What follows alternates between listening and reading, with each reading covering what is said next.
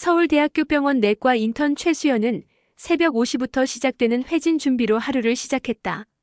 26살 의대 6년과 인턴 과정을 거치며 어느새 수련의로서의 삶에 익숙해져 가고 있었다. 하지만 매일 반복되는 일상 속에서 그녀는 종종 공허함을 느꼈다.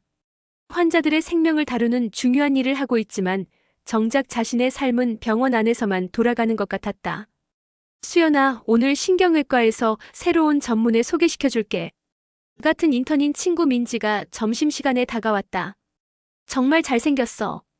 해외에서 막 돌아왔다는데 하버드에서 펠로우십까지 마쳤다더라. 수연은 고개를 저었다. 요즘 연애할 시간도 없는데 무슨. 아냐, 정말 한 번만 봐.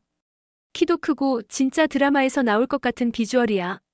게다가 성격도 좋다더라. 그렇게 반강제로 끌려간 곳은 병원 1층 카페테리아였다. 창가 자리에 앉아있는 한 남자가 눈에 들어왔다. 민지의 말이 과장이 아니었다. 키 185cm 정도의 훤칠한 키에 잘 정돈된 헤어스타일, 그리고 마치 조각상처럼 완벽한 이목구비를 가진 남자였다. 하얀 가운 위로 드러난 목선이 우아했고 커피를 마시는 모습조차 그림 같았다. 지훈아, 여기. 민지가 손을 흔들었다. 남자가 고개를 돌렸다. 그 순간 수연의 심장이 빠르게 뛰기 시작했다. 깊고 어두운 눈동자가 자신을 바라보고 있었다. 하지만 그 눈빛 어딘가에는 설명할 수 없는 낯선 느낌이 있었다. 마치 어디선가 본 적이 있는 듯하면서도 동시에 전혀 모르는 사람 같은 묘한 기시감이었다. 안녕하세요, 정지훈입니다. 그가 일어나 정중하게 인사했다. 목소리마저 매력적이었다. 낮고 부드러우면서도 신뢰감을 주는 톤이었다. 최수연입니다. 내과 인턴이에요. 악수를 나누는 순간 그의 손이 유난히 차갑다는 것을 느꼈다. 하지만 그보다 더 강렬했던 것은 그의 눈빛이었다. 분명 처음 만나는 사람인데 왜 이렇게 익숙한 느낌이 드는 걸까? 마치 오래전부터 알고 있던 사람을 다시 만난 듯한 착각이 들었다. 하버드에서 신경외과 펠로우십을 마치고 왔습니다. 앞으로 잘 부탁드려요. 그들은 자연스럽게 대화를 나누기 시작했다. 지훈은 미국에서의 생활, 의료 시스템의 차이, 그리고 한국으로 돌아온 이유에 대해 이야기했다. 수연은 그의 이야기에 빠져들었다. 그는 똑똑했고 유머러스했으며 무엇보다 환자를 대하는 철학이 수연과 비슷했다. 의사라는 직업이 단순히 병을 고치는 것이 아니라 사람의 인생을 바꿀 수 있는 일이라고 생각해요. 지훈의 말에 수연은 깊이 공감했다. 그날 이후 두 사람은 자주 만나게 되었다. 병원에서 우연히 마주치면 커피를 함께 마셨고 퇴근 후에는 근처 식당에서 저녁을 먹기도 했다. 수연에게는 처음 느끼는 감정이었다. 의대 시절부터 항상 공부와 병원 일에만 매달려 살아온 그녀에게 지훈과 함께하는 시간은 새로운 세상을 열어주는 것 같았다. 한 달이 지나고 지훈이 먼저 고백했다. 수연 씨, 저는 당신을 좋아합니다. 처음 만난 순간부터 뭔가 특별한 느낌이 있었어요. 마치 운명처럼. 수연의 가슴도 같은 마음이었다. 하지만 막상 고백을 들으니 떨렸다. 그리고 여전히 그의 눈빛 어딘가에 숨겨진 무언가가 있다는 느낌을 지울 수 없었다. 하지만 사랑이라는 감정 앞에서 그런 의구심은 쉽게 사라졌다. 저도 지훈 씨를 좋아해요. 그들의 연애는 동화 같았다. 지훈은 완벽한 남자친구였다. 세심하고 배려심이 깊었으며 수연의 힘든 인턴 생활을 누구보다 잘 이해해 주었다. 그는 종종 수연이 야근할 때 따뜻한 음식을 가져다 주었고 힘들어할 때는 묵묵히 곁에서 위로해 주었다. 하지만 가끔 지훈에게서 느껴지는 이상한 점들이 있었다. 과거 이야기를 할 때면 어딘가 어색해했고 특히 어린 시절 얘기는 거의 하지 않았다. 그리고 때때로 멍하니 어딘가를 바라보며 깊은 생각에 잠기는 모습을 보이곤 했다. 그럴 때 그의 표정은 마치 무언가를 그리워하는 듯 했다. 가족 이야기는 왜 안 하는 거예요? 어느 날 수연이 물었다. 부모님이 일찍 돌아가셔서요. 그래서 혼자 자란 거나 다름없어요. 지훈의 답변은 간단했지만 그의 눈빛에는 복잡한 감정이 스쳐 지나갔다. 수연은 더 이상 묻지 않았다. 누구에게나 말하기 어려운 과거는 있는 법이었다. 하지만 그 순간 다시 한번 그 낯선 기시감이 머릿속을 스쳤다. 분명 처음 만나는 사람인데 왜 그의 슬픈 표정이 이렇게 익숙하게 느껴지는 걸까? 사랑에 빠진 수연은 이런 의문들을 마음 한구석에 묻어두고 지훈과의 달콤한 시간에 집중하기로 했다. 하지만 운명이라는 것은 때로 예상치 못한 방향으로 흘러가는 법이었다. 그녀는 아직 몰랐다. 이 사랑이 단순한 로맨스가 아니라 얽히고 설킨 과거의 비밀들과 맞닿아 있다는 것을. 교제를 시작한 지 2달이 지났을 무렵 지훈이 수연을 자신의 집으로 초대했다. 강남구 압구정동에 위치한 고급 아파트였다. 깔끔하게 정리된 집 안 곳곳에는 세련된 가구들과 의료 서적들이 가득했다. 하지만 어딘가 삭막한 느낌이 들었다. 마치 누군가 살고 있는 집이라기보다는 호텔 같은 인상이었다. 정말 깔끔하게 사시네요. 수연이 거실을 둘러보며 말했다. 미국에서 오래 살다 보니 미니멀한 생활에 익숙해졌어요. 불필요한 물건들은 두지 않는 편이에요. 지훈이 커피를 내리며 답했다. 수연은 집안을 천천히 둘러보았다.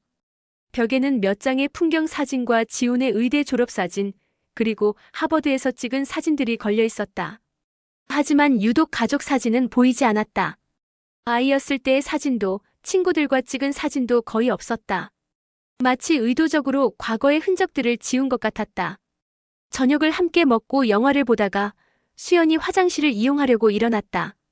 화장실로 가는 길에 침실 옆 작은 방문이 열려 있는 것을 보았다. 호기심에 살짝 들여다보니 드레스룸 같았다.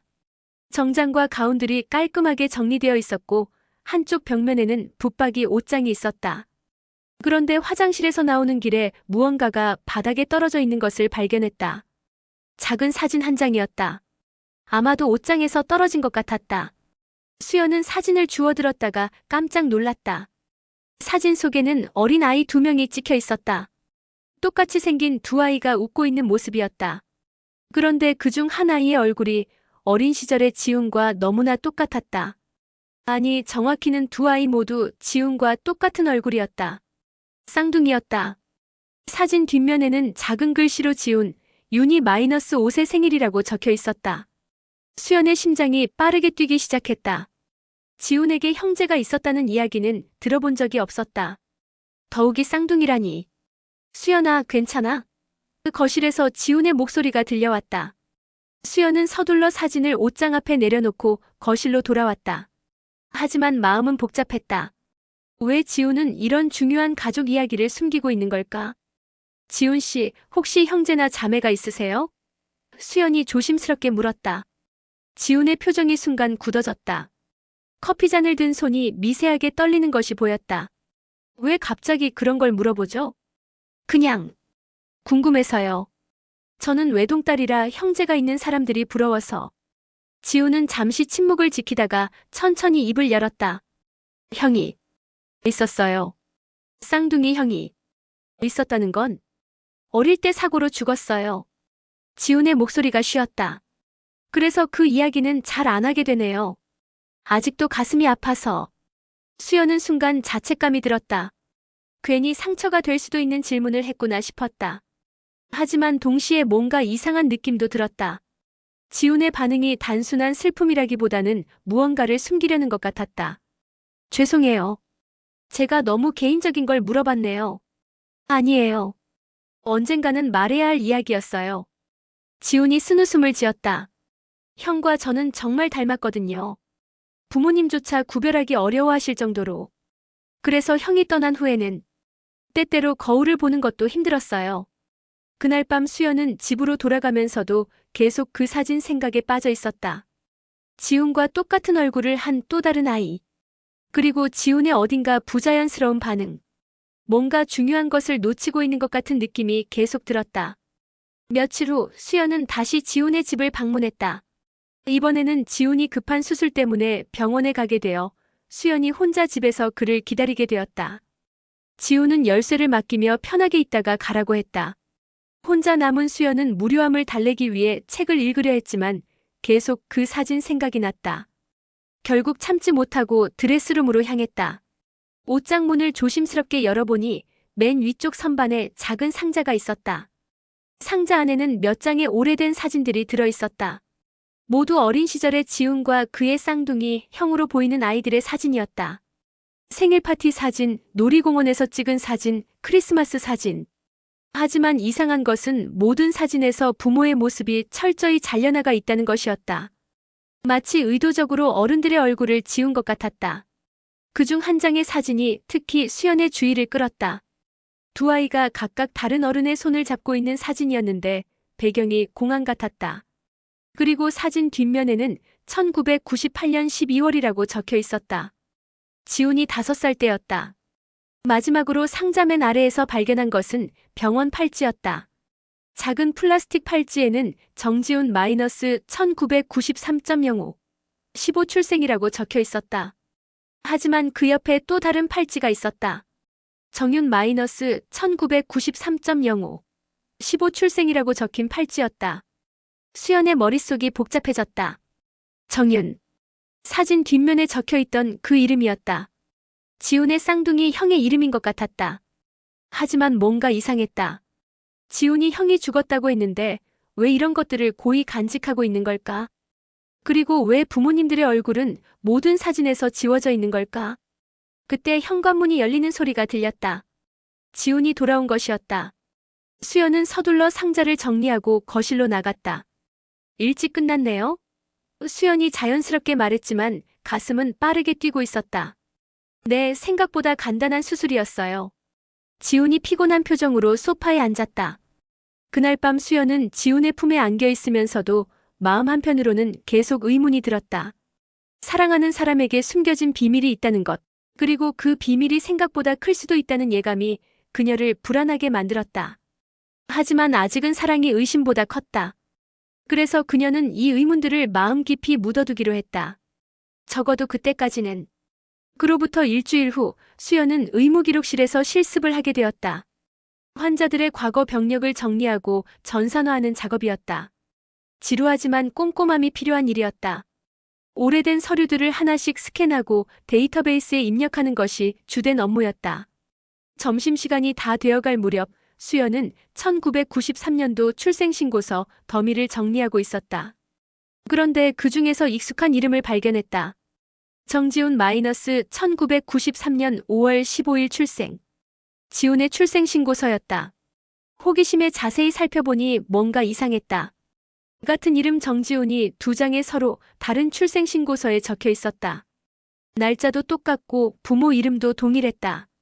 하지만 신고 주소가 달랐다. 첫 번째 출생신고서에는 서울시 강남구 압구정동 주소가 적혀 있었고 두 번째 것에는 경기도 성남시 주소가 적혀 있었다. 그리고 더 이상한 것은 신고 날짜였다. 첫 번째는 출생일로부터 3일 후에 신고되었지만 두 번째는 무려 6개월 후에 신고되어 있었다. 수연은 서류를 더 자세히 살펴보았다. 신고인 란을 보니 첫 번째는 부정재만이라고 되어 있고 두 번째는 원장 김영숙이라고 되어 있었다. 김영숙이라는 이름은 성남시에 있는 한 고아원의 원장 이름이었다. 이상하네. 수연이 중얼거렸다. 뭐가 이상해? 옆에서 함께 일하던 선배 간호사 은지가 물었다. 이 출생신고서 좀 보세요. 같은 이름, 같은 생년월일, 같은 부모 이름인데 두 장이 있어요. 그런데 주소와 신고인이 달라요. 은지가 서류를 살펴보더니 고개를 끄덕였다. 아, 이런 경우 가끔 있어. 쌍둥이인데 한 명은 입양 보내고 한 명은 고아원에 맡기는 거야. 그런데 나중에 아이 이름을 바꿀 수도 있고 복잡한 사정이 있을 때 이런 일이 생기지. 쌍둥이라면 이름이 달라야 하는 거 아닌가요? 그렇지. 근데 이건 좀 특이한 케이스네. 행정상 실수일 수도 있고. 아니면 의도적으로 한 명의 이름을 바꿔서 등록한 걸 수도 있어. 수연의 심장이 빠르게 뛰기 시작했다. 지훈이 말했던 쌍둥이 형의 이야기가 떠올랐다. 그리고 상자에서 본 병원 팔찌. 정지훈과 정윤이라는 두 개의 이름. 은지 선배, 혹시 이런 기록들을 더 자세히 찾아볼 수 있을까요? 왜? 혹시 아는 사람이야? 수연은 잠시 망설였다. 하지만 궁금증이 이기고 말았다. 네. 제 남자친구 이름이에요. 은지의 표정이 심각해졌다. 수연아, 이런 건 함부로 찾아보면 안 돼. 개인정보 문제도 있고. 하지만 내가 정말 필요하다면 도와줄게. 딴 절대 비밀로 해야 해. 그들은 조심스럽게 1993년도 관련 서류들을 더 찾아보았다. 그리고 놀라운 사실을 발견했다. 정윤이라는 이름으로 된 출생신고서도 있었다. 역시 같은 날 같은 부모에게서 태어났다고 되어 있었고 신고 주소는 성남시 고아원이었다. 더 중요한 것은 의료 기록이었다. 1993년 5월 15일 같은 병원에서 태어난 쌍둥이 남아 기록이 있었다. 하지만 퇴원 기록이 이상했다. 한 명은 부모와 함께 퇴원했다고 되어 있지만 다른 한 명은 사회복지기관 위탁이라고 되어 있었다. 이거 완전히 갈라놓은 거네. 은지가 중얼거렸다. 한 명은 집에서 키우고 한 명은 고아원에 보낸 거야. 수연은 더 깊이 파고들었다.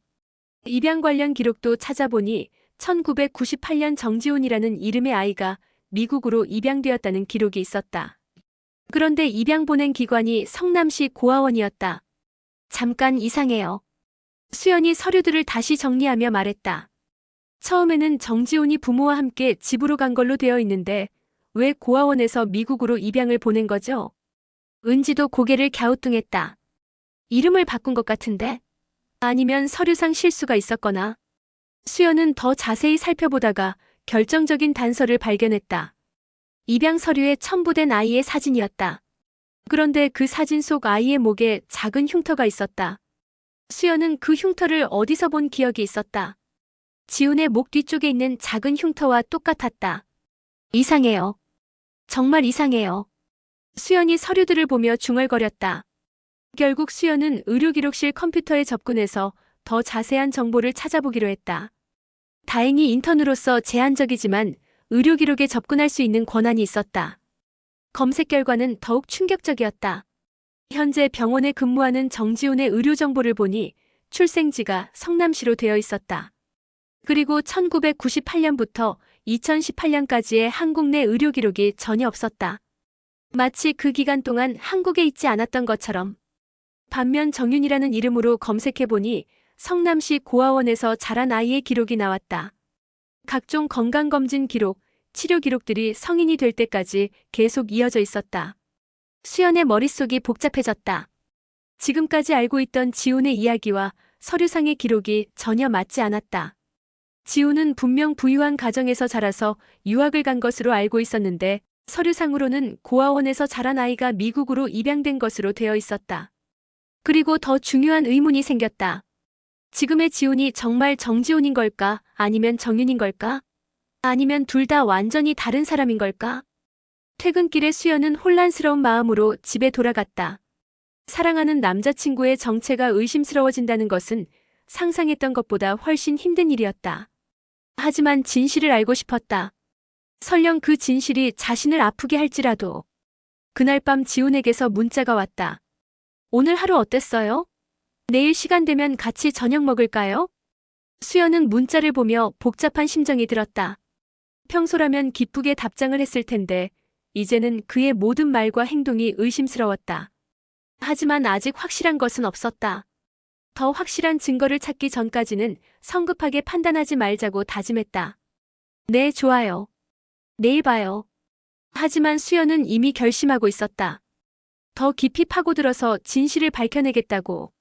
다음 날 수연은 친구 민지에게 도움을 요청했다. 민지는 사회복지학과를 졸업했고 현재 병원에서 의료사회복지사로 일하고 있었다. 입양과 고아원 관련 일에 경험이 많았다. 수연아, 내가 이런 걸 왜 찾고 있는 거야? 설마 지훈 오빠 관련된 거야? 민지가 걱정스럽게 물었다. 응. 뭔가 이상한 점들이 너무 많아서. 도와줄 수 있을까? 민지는 잠시 고민하다가 고개를 끄덕였다. 알겠어. 하지만 이런 건 정말 조심스럽게 해야 해. 개인정보도 문제고 무엇보다 진실을 안다고 해서 항상 좋은 건 아니거든. 그들은 성남시 소재 은혜원이라는 고아원을 방문하기로 했다. 의료기록에서 본 그 고아원이었다. 공식적인 방문은 어려우니 자원봉사를 신청한다는 핑계로 가기로 했다. 은혜원은 생각보다 규모가 작았다. 오래된 3층 건물에 30여 명의 아이들이 생활하고 있었다. 원장 김영숙은 60대 중반의 자상해 보이는 여성이었다. 의료진분들이 자원봉사를 오시다니 정말 감사해요. 아이들이 좋아할 거예요. 김 원장이 반갑게 맞아주었다. 아이들과 시간을 보낸 후 수연은 조심스럽게 김 원장에게 접근했다. 원장님 혹시 1993년생 정윤이라는 아이 기억하세요? 김 원장의 표정이 순간 변했다. 뭔가 복잡한 감정이 스쳐 지나갔다. 정윤이를. 왜 그 아이를 찾으시는 거죠? 혹시 그 아이와 관련된 사람을 알고 있어서요? 개인적인 일인데. 김 원장은 잠시 고민하다가 한숨을 쉬었다. 그 아이 이야기는 참 안타까운 이야기예요. 들어오세요. 사무실에서 이야기하죠. 사무실에서 김 원장은 오래된 파일을 꺼내왔다. 정윤이는 1993년에 우리 원에 왔어요. 쌍둥이였는데 형제 중 한 명만 우리가 맡게 되었죠. 다른 한 명은 부모가 직접 키웠고요. 왜 한 명만 고아원에 보낸 건가요? 경제적인 문제였어요. 부모가 두 명을 모두 키울 형편이 안 되었다고 하더라고요. 그래서 한 명은 집에서 키우고 한 명은 우리가 맡아서 나중에 좋은 가정에 입양 보내기로 했던 거죠. 김 원장의 설명에 따르면 정윤은 5세가 되던 1998년에 미국의 한 가정으로 입양되었다고 했다. 하지만 김 원장의 표정에는 뭔가 숨기고 있는 듯한 기색이 있었다. 그런데 정윤이를 찾으시는 이유가 뭔가요? 수연은 잠시 망설였다가 솔직하게 말하기로 했다. 제가 사귀고 있는 남자친구가 그 쌍둥이 중 한 명인 것 같아서요. 정지훈이라는 이름인데. 김 원장의 얼굴이 창백해졌다. 정지훈이라고 하셨나요? 네. 왜요? 뭔가 문제가 있나요? 김 원장은 잠시 생각에 잠기더니 심각한 표정으로 말했다. 젊은 분, 이 이야기는 아주 복잡해요. 그리고 아마 당신이 생각하는 것과는 다를 거예요. 김 원장은 파일을 다시 뒤적이더니 또 다른 서류를 꺼냈다. 사실은 입양 보낸 아이의 원래 이름이 정지훈이었어요. 네. 그게 무슨 말씀이세요? 부모가 처음에 정지훈이라는 아이를 우리에게 맡겼어요. 하지만 나중에 마음이 바뀌어서 아이를 다시 데려가겠다고 했죠. 그래서 우리는 아이를 돌려줬어요. 그런데 그 후에 또 다른 아이를 데려왔어요. 정윤이라는 이름의 아이를. 수연의 머릿속이 혼란스러워졌다. 잠깐요. 그럼 처음에 고아원에 온 아이가 지훈이고 나중에 온 아이가 윤이라는 말씀이세요? 정확해요. 부모가 두 아이를 바꿔가며 데려왔다 맡겼다 했어요. 나중에 알고 보니 두 아이의 성격이나 건강 상태를 보고 어느 아이를 키울지 결정하려 했던 것 같더라고요. 김 원장의 말에 따르면 부모는 몇 달 동안 두 아이를 번갈아 가며 집에서 키우고 고아원에 맡기기를 반복했다고 했다. 그리고 최종적으로 정지훈은 부모가 데려가서 키우기로 하고 정윤은 고아원에서 키우다가 입양을 보내기로 결정했다는 것이었다. 하지만 입양 서류에는 정지훈으로 되어 있던데요. 김 원장이 난처한 표정을 지었다. 그게 행정상 실수였어요. 입양 서류를 작성할 때 이름이 바뀐 걸 제대로 반영하지 못했던 거죠. 사실 미국으로 간 아이는 정윤이에요. 수연은 점점 더 혼란스러워졌다. 그렇다면 지금의 지훈은 누구인 걸까? 정지훈인가 정윤인가? 혹시 그 아이들을 구별할 수 있는 특징이 있었나요? 있었죠. 정윤이는 목 뒤쪽에 작은 흉터가 있었어요. 태어날 때부터 있던 흉터였죠. 수연의 심장이 쿵 떨어졌다. 지훈의 목 뒤에 있는 바로 그 흉터였다. 그럼 지금 미국에서 돌아온 사람은 정윤이겠죠. 하지만 이상한 건 정윤이가 한국에 돌아왔다는 소식은 들어본 적이 없어요. 입양 가정과는 연락이 끊어진 지 오래되었거든요. 수연은 더 이상 질문할 수 없었다. 머릿속이 너무 복잡했다. 집으로 돌아가는 길에 민지가 수연의 어깨를 다독이며 말했다. 수연아, 이 일은 생각보다 복잡해. 혹시 잘못 알고 있는 건 아닐까? 하지만 수연은 이제 거의 확신하고 있었다. 자신이 사랑하는 지훈은 정윤이었다. 고아원에서 자라서 미국으로 입양 간 아이였다. 그렇다면 진짜 정지훈은 어디에 있는 걸까? 그리고 왜 정윤이 정지훈의 이름으로 살고 있는 걸까? 그날 밤 수연은 잠을 이루지 못했다. 사랑하는 사람의 정체가 의심스럽다는 것만으로도 힘든데 그가 다른 사람의 정체성을 도용하고 있을 가능성까지 생각하니 심장이 아팠다. 하지만 아직 확실한 건 아니었다. 더 명확한 증거가 필요했다. 그리고 무엇보다 진짜 정지훈이 어디에 있는지 알아내야 했다. 수연은 며칠 동안 고민한 끝에 사립탐정을 고용하기로 결심했다. 혼자서는 더 이상 진실에 다가갈 수 없을 것 같았다.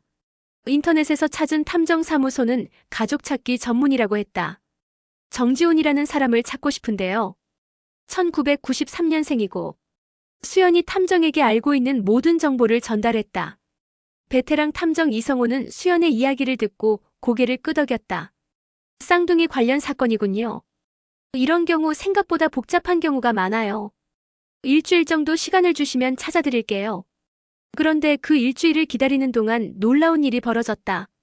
수연이 병원 카페테리아에서 점심을 먹고 있는데 멀리서 익숙한 뒷모습이 보였다. 지훈의 뒷모습이었다. 하지만 이상했다. 지훈은 지금 수술 중이어야 했다. 아침에 큰 수술이 있다고 연락을 받았기 때문이다. 수연이 그 사람에게 다가가려는 순간 그 사람이 돌아봤다. 수연은 깜짝 놀라 자리에 주저앉았다. 지훈과 똑같은 얼굴이었지만 뭔가 달랐다. 눈빛이 달랐고 분위기도 달랐다. 그 남자도 수연을 발견하고는 놀란 표정을 지었다. 그리고 천천히 수연에게 다가왔다. 혹시 수연 씨인가요? 수연은 말을 할 수 없었다. 목소리도 지훈과 똑같았다. 죄송합니다. 저는 정윤입니다. 그 순간 수연의 머릿속이 하얗게 변했다. 정윤. 지훈의 쌍둥이 형이라고 했던 그 사람. 죽었다고 했던 그 사람이 살아서 자신 앞에 서 있었다. 죽었다고. 지훈이 죽었다고 했는데 정윤이 쓴웃음을 지었다. 죽은 건 저가 아니에요. 제 정체성이 죽었을 뿐이죠.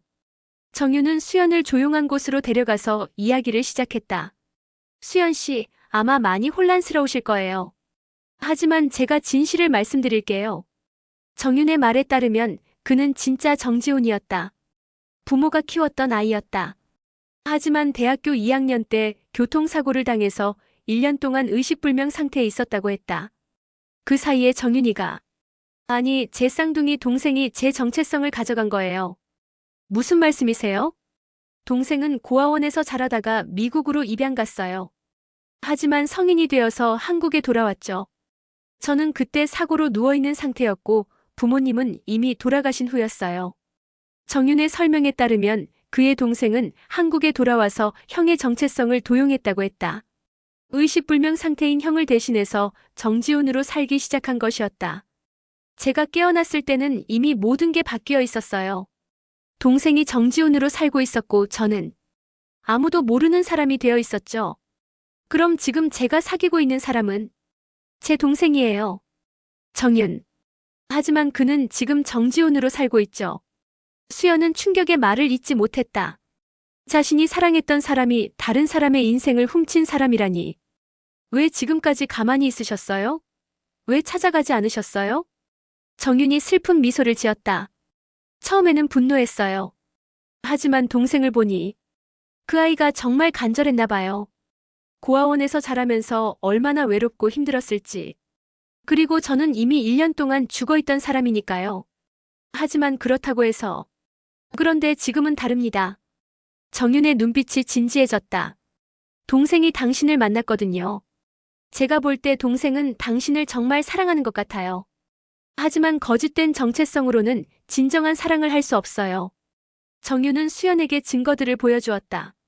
어린 시절 정지훈의 의료 기록, 교통사고 당시 병원 기록, 그리고 가족들의 사진. 모든 것이 그의 말을 뒷받침하고 있었다. 수연 씨, 제가 부탁이 있어요. 뭔가요? 동생에게 진실을 말해주세요. 그리고 선택하게 해주세요. 계속 거짓으로 살 것인지 아니면 진실을 받아들이고 정윤으로 살 것인지. 수연은 혼란스러웠다. 사랑하는 사람이 거짓말쟁이라는 것도 충격이었지만 그를 폭로해야 한다는 것도 쉽지 않았다. 만약 그가 계속 거부한다면? 정윤이 잠시 생각하더니 답했다. 그럼 제가 직접 나서야겠죠. 더 이상 숨어 살 수는 없으니까요. 그날 밤 수연은 지훈, 아니 정윤과 만났다. 평소와 다름없이 다정한 그의 모습을 보니 마음이 아팠다. 이 모든 상황이 꿈이었으면 좋겠다는 생각이 들었다. 지훈 씨, 제가 물어볼 게 있어요. 뭐든 물어보세요. 진짜 이름이 뭔가요? 지훈의 표정이 굳어졌다. 그의 눈에서 당황한 기색이 스쳐 지나갔다. 갑자기 왜 그런 걸 물어보세요? 답해주세요. 진짜 이름이 뭔가요? 긴 침묵이 흘렀다. 그리고 지훈이 천천히 입을 열었다. 어떻게 알게 된 거예요? 그 순간 수연은 모든 것이 진실이라는 것을 깨달았다. 그리고 동시에 자신의 사랑이 무너져 내리는 것을 느꼈다. 모든 걸 알고 있어요. 수연이 떨리는 목소리로 말했다. 당신이 정윤이라는 것도, 진짜 정지훈이 따로 있다는 것도. 지훈. 아니, 정윤의 얼굴이 창백해졌다. 그는 한동안 아무 말도 하지 못하고 있다가 결국 고개를 떨어뜨렸다. 언제부터? 의심했어요? 처음부터 뭔가 이상했어요. 당신의 눈빛, 과거에 대한 이야기들, 그리고 집에서 발견한 사진들. 정윤이 깊은 한숨을 쉬었다. 수연 씨, 저는 설명해 주세요. 왜 다른 사람의 이름으로 살고 있는 건가요? 왜 거짓말을 한 건가요? 정윤은 오랫동안 침묵을 지키다가 천천히 이야기를 시작했다. 저는 정말 정윤이에요. 고아원에서 자라서 미국으로 입양 갔죠. 하지만 입양 가정에서의 삶은 생각했던 것과 달랐어요. 양부모는 좋은 분들이었지만 저는 항상 한국의 가족을 그리워했어요. 특히 쌍둥이 형을. 그는 성인이 되어 한국으로 돌아와서 형을 찾으려 했지만 형이 교통사고로 의식불명 상태라는 것을 알게 되었다고 했다. 병원에 누워있는 형을 봤을 때 마치 제 자신을 보는 것 같았어요. 똑같은 얼굴이었거든요. 그리고 형의 의료진들도 처음에는 제가 형인 줄 알았어요. 그래서 정체성을 바꾼 거예요? 처음에는 그럴 생각이 없었어요. 하지만 시간이 지나면서 형이 깨어날 가능성이 희박하다는 걸 알게 되었죠. 그리고 저는 한국에서 새로운 삶을 시작하고 싶었어요. 의사가 되고 싶었고 정상적인 가정을 가지고 싶었어요. 정윤의 설명에 따르면 그는 형의 의료 기록과 학력을 이용해서 정지훈으로 살기 시작했다고 했다. 다행히 형이 의대를 졸업한 상태였고 미국에서의 경력을 더해서 스펙을 완성할 수 있었다고 했다. 그럼 진짜 정지훈은 지금 어디에 있어요? 여전히 병원에 있어요. 의식은 돌아왔지만 아직 완전히 회복되지 않았어요. 수연은 충격을 받았다. 살아있다고요? 그럼 왜 만나지 않았어요? 만났어요. 형도 모든 상황을 알고 있어요. 하지만 형은 제가 이렇게 사는 것을 묵인하고 있어요. 그 순간 수연의 머릿속에 떠오른 것이 있었다. 카페테리아에서 만났던 그 남자. 진짜 정지훈이었구나. 오늘 병원에서 본 사람이 진짜 정지훈이군요. 정윤이 놀란 표정을 지었다. 형을 봤다고요? 네. 그분이 저에게 모든 진실을 말해달라고 했어요. 정윤의 얼굴이 더욱 어두워졌다. 형이 직접 나선다는 뜻인가요? 수연은 더 이상 참을 수 없었다. 당신들 둘 다 이상해요. 한 명은 다른 사람의 정체성을 훔치고 한 명은 그걸 묵인하고. 이게 정상적인 가족관계인가요? 수연 씨, 저희 사정이 복잡해서. 복잡하다고 해서 거짓말을 해도 되는 건가요? 저에게도 모든 사람들에게도. 정윤이 수연의 손을 잡으려 했지만 수연은 손을 뿌리쳤다. 당신이 누구인지도 모르겠어요. 정지훈인지 정윤인지 아니면 완전히 다른 사람인지. 수연 씨, 제발 들어보세요. 저는 당신을 정말 사랑해요. 이름이 뭐든 상관없이. 상관없다고요? 당신의 모든 것이 거짓말인데요. 수연은 일어나려 했지만 정윤이 다시 손을 잡았다. 수연 씨, 제가 증명해 드릴게요. 저와 형이 누구인지. 어떻게 해요? DNA 검사를 해봐요. 형과 저희. 수연은 잠시 생각해 보았다. 그것이 유일한 확실한 방법인 것 같았다. 좋아요. 하지만 제가 직접 검사를 의뢰할 거예요. 공정하게. 다음 날 수연은 진짜 정지훈에게 연락했다. 그리고 둘 다 병원으로 불러서 DNA 검사를 진행했다. 수연은 검사실 직원에게 부탁해서 비밀리에 검사를 진행했다. 검사실에는 묘한 긴장감이 흘렀다. 똑같은 얼굴을 한 두 남자가 나란히 앉아있는 모습은 초현실적이었다. 하지만 수연이 보기에는 분명한 차이가 있었다. 눈빛, 말투, 행동 하나하나가 미묘하게 달랐다. 결과는 3일 후에 나와요. 검사실 직원이 말했다. 그 3일 동안 수연은 지옥 같은 시간을 보냈다. 정윤은 계속 연락을 했지만 수연은 받지 않았다. 모든 것이 명확해질 때까지는 그를 만나고 싶지 않았다. 드디어 결과가 나오는 날. 수연은 두 남자를 모두 불러서 함께 결과를 확인하기로 했다. 병원 회의실에서 세 사람이 마주 앉았다. 결과를 확인하기 전에 마지막으로 물어볼게요. 당신들 중 누가 진짜 정지훈인가요?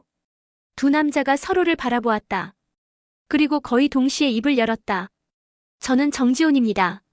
저는 정윤입니다. 수연은 봉투를 열었다. 하지만 그 결과는 예상했던 것과 완전히 달랐다.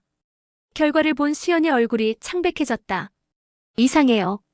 이 결과에 따르면 수연이 말을 잇지 못하고 있을 때 검사실 직원이 추가 서류를 가지고 들어왔다. 죄송합니다.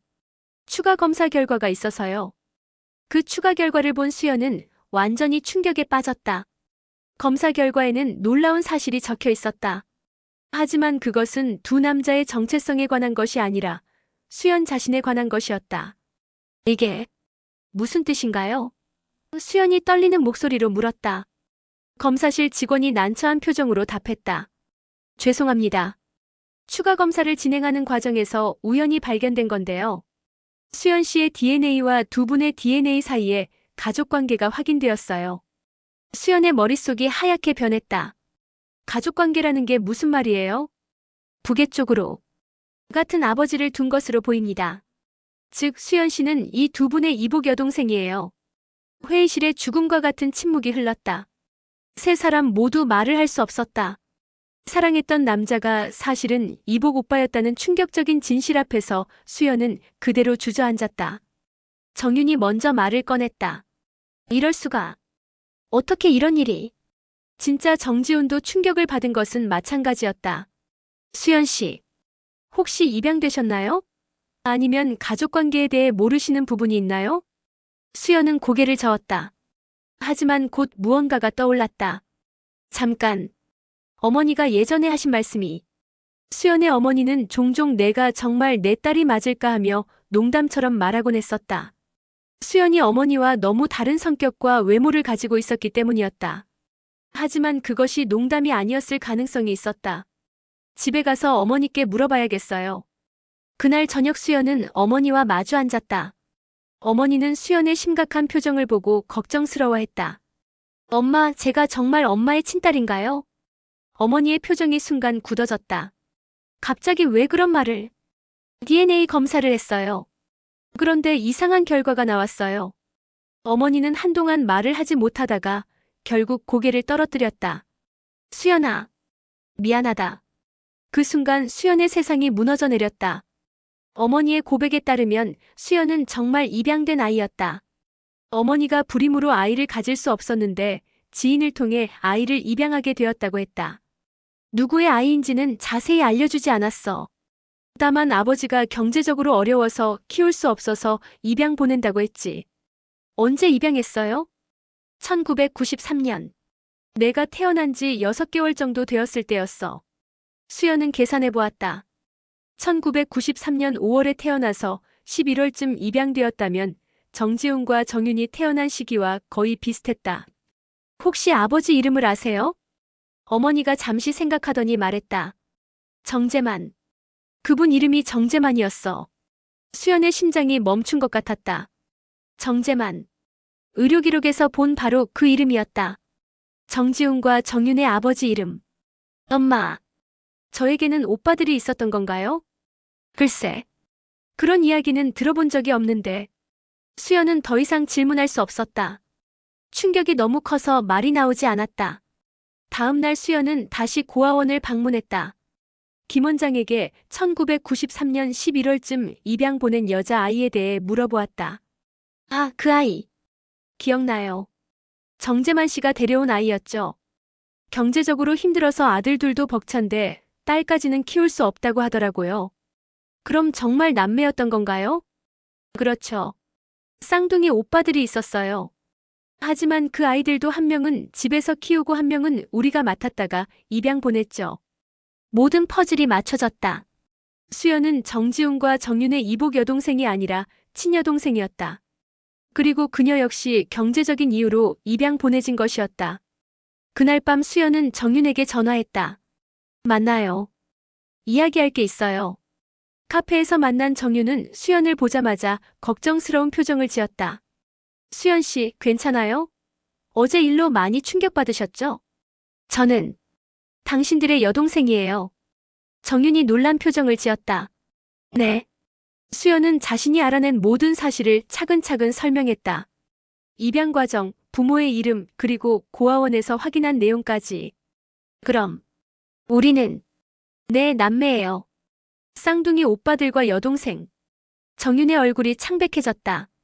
사랑했던 여자가 사실은 여동생이었다는 충격적인 진실 앞에서 그도 말을 잃었다. 어떻게 이런 일이? 어떻게 하필 우리가? 수연도 마찬가지였다. 운명이라고 생각했던 만남이 사실은 가족의 재회였던 것이다. 하지만 그들은 이미 남녀로서 사랑에 빠져 있었다. 이제 어떻게 해야 할까요? 수연이 물었다. 정윤은 오랫동안 말하지 못했다.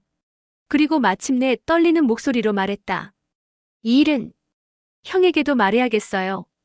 그리고 우리는 헤어져야죠. 수연이 대신 말했다.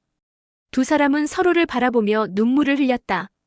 사랑했지만 사랑할 수 없는 관계가 되어버린 현실이 너무 잔혹했다. 그날 이후 수연과 정윤은 만나지 않기로 했다. 그리고 진짜 정지훈에게도 모든 상황을 설명했다. 세 남매는 함께 만나서 앞으로 어떻게 할지 논의했다. 저는 다른 곳으로 가겠어요. 수연이 말했다. 이 모든 상황이 정리될 때까지는. 수연아, 그럴 필요 없어. 우리가 가족이라고 해서. 진짜 정지훈이 말했지만 수연은 고개를 저었다. 아니에요. 저는 새로운 곳에서 새로운 삶을 시작하고 싶어요. 이 모든 것을 잊고. 그렇게 세 남매의 기구한 운명이 드러났다. 사랑이라고 믿었던 감정이 가족이었다는 사실, 그리고 그들이 어린 시절 헤어져야 했던 아픈 과거가 성인이 되어서 이런 복잡한 상황을 만들어낸 것이었다. DNA 검사 결과가 나온 지 일주일 후 세 남매는 마지막으로 만났다. 장소는 한강공원이었다. 어린 시절의 기억은 없었지만 세 사람 모두 이곳이 왠지 익숙하게 느껴졌다. 혹시 우리가 어릴 때 여기 와본 적이 있을까? 수연이 강물을 바라보며 말했다. 진짜 정지훈이 고개를 끄덕였다. 아버지가 가끔 우리를 데리고 여기 오셨어. 정윤이랑 수연이랑 나를. 하지만 그때는 우리가 헤어질 줄 몰랐지. 정윤도 무언가를 떠올리는 듯한 표정을 지었다. 미국에서 살면서도 가끔 이런 강가가 그리웠어. 이유를 모르겠었는데 어린 시절의 기억이었구나. 세 사람은 잠시 침묵을 지켰다. 각자의 지난 30년을 돌아보는 시간이었다. 수연이 먼저 입을 열었다. 우리 아버지는 왜 우리를 헤어뜨려 놓으신 걸까요? 진짜 정지훈이 한숨을 쉬었다. 어머니가 돌아가신 후 아버지 혼자서는 새 아이를 키울 수가 없었던 거야. 경제적으로도 힘들었고 혼자서는 감당할 수 없었던 거지. 그래도 가족을 헤어뜨려 놓다니. 아버지도 고민이 많으셨을 거야. 하지만 그때는 어쩔 수 없는 선택이었을지도 몰라. 정윤이 조용히 말했다. 미국에 있을 때 양부모님께서 그런 말씀을 하시더라. 아이를 포기하는 부모의 마음이 얼마나 아플지 모른다고. 사랑해서 포기하는 거라고. 수연의 눈에 눈물이 고였다. 그럼 우리는 서로를 그리워하며 살았던 건가요? 기억도 없으면서. 그런 것 같아. 진짜 정지훈이 말했다. 나는 형제가 있다는 걸 알고 있었지만 교통사고 후에는 모든 게 혼란스러웠어. 그리고 정윤이가 나로 살고 있다는 걸 알았을 때는 차라리 그게 나은 것 같았어. 형, 왜요? 나는 1년 동안 의식을 잃고 살았어. 그동안 세상은 변했고 나의 자리는 이미 정윤이가 채우고 있었지. 의사로서도 사회인으로서도. 내가 되돌리기에는 너무 많은 것이 얽혀 있었어. 수연은 이해할 수 없었다. 하지만 그게 옳은 건 아니잖아요. 옳고 그름의 문제가 아니야. 정윤이 말했다. 우리는 모두 생존하려고 했던 거야. 나는 정지훈으로 살면서 의사가 될 수 있었고 형은 정윤으로 살면서 자유로울 수 있었어. 그럼 이제 어떻게 하실 거예요? 두 오빠가 서로를 바라보았다. 진짜 정지훈이 말했다. 정윤이가 그동안 정지훈으로 쌓아온 것들이 있어. 의사로서의 경력, 사람들과의 관계. 나는 그걸 뺏고 싶지 않아. 하지만 형, 나는 정윤으로 새로운 삶을 시작할 거야. 어차피 30년 동안 정지훈으로 살지 못했잖아. 이제 와서 되돌릴 필요는 없을 것 같아. 수연은 두 오빠의 결정을 이해하려고 했지만 쉽지 않았다. 하지만 그들만의 사정과 고통이 있다는 것은 알 수 있었다. 수연아, 너는 어떻게 할 거야? 정윤이 물었다. 수연은 이미 결심하고 있었다. 저는 부산으로 가려고 해요. 거기 병원에서 제안이 와서요. 꼭 떠나야 해. 네. 여기 있으면 계속 이 일들이 생각날 것 같아요.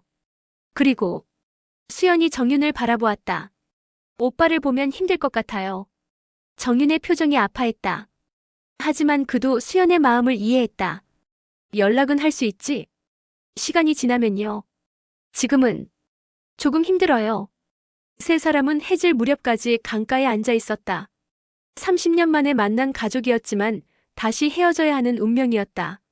하지만 이번에는 서로를 알고 헤어지는 것이었다. 우리가 다음에 만날 때는 언제일까? 수연이 물었다. 글쎄, 아마 모두 제자리를 찾았을 때. 진짜 정지훈이 답했다. 제자리라는 게 뭔가요? 진짜 자신으로 살 수 있게 되었을 때.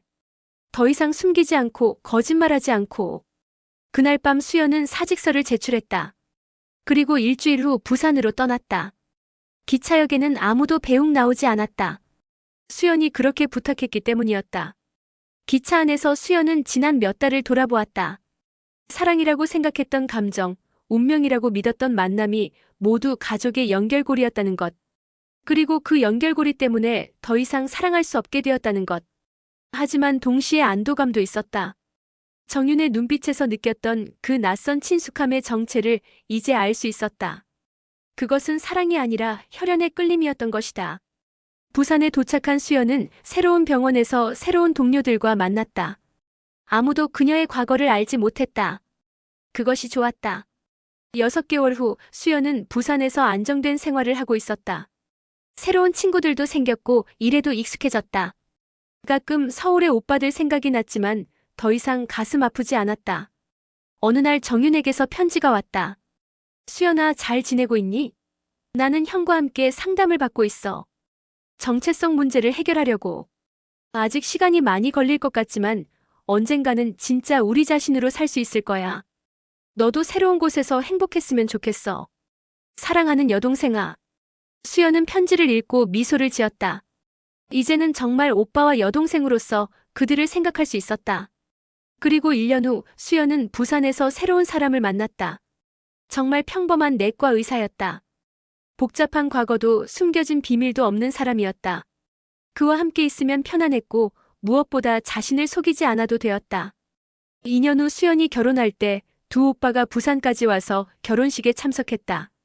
정윤은 여전히 정지훈이라는 이름으로 살고 있었지만 진짜 정지훈은 이제 정윤이라는 이름을 공식적으로 사용하고 있었다. 복잡했지만 그들만의 방식으로 문제를 해결해 나가고 있었다. 행복해 보인다. 정윤이 웨딩드레스를 입은 수연을 보며 말했다. 오빠도요. 수연이 답했다. 이제는 정말 오빠 같아요. 그렇게 말해줘서 고마워. 결혼식 후 수연은 새로운 이름으로 새로운 삶을 시작했다.